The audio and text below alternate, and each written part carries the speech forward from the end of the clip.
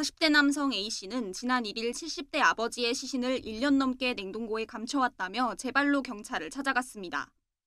경찰에서 A씨는 재산 문제로 아버지의 사망을 숨겨야 했다고 진술해 배경에 관심이 쏠렸습니다.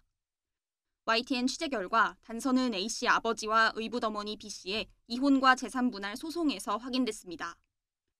YTN이 확보한 당시 판결문을 보면 A씨 아버지는 지난 2022년 아내였던 B씨를 상대로 이혼 소송을 냈습니다. 그러자 B씨 역시 아버지의 재산 69억 원 가운데 33억 원을 달라며 재산 분할을 청구하는 맞소송을 제기합니다.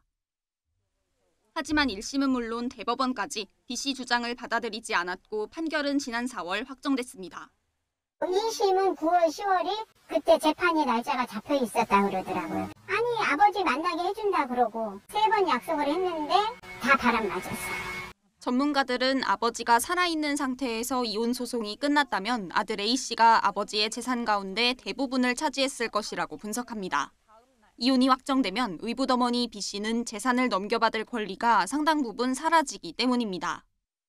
이혼한 배우자는 더 이상 법률상 배우자가 아니기 때문에 상속이 되지 않습니다. 만약 아버지가 재판 중간에 숨져 사망 신고를 하면 사정이 달라집니다. 당사자 사망으로 소송은 무효가 되고 아버지 재산은 민법상 정해진 상속 비율에 따라 나뉩니다.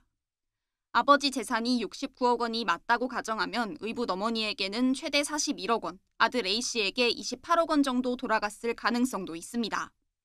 아버지가 대법원 확정 판결까지 살아있어야 더 많은 돈을 상속받을 수 있었던 겁니다. 이 아들 입장에서는 그 의붓 어머니에게 돈이 가는 게 아마 싫었을 거예요. 충분히 알아보고 아빠 계속 살아있는 것처럼 했을 것 같은데. 그럼에도 의문은 남습니다.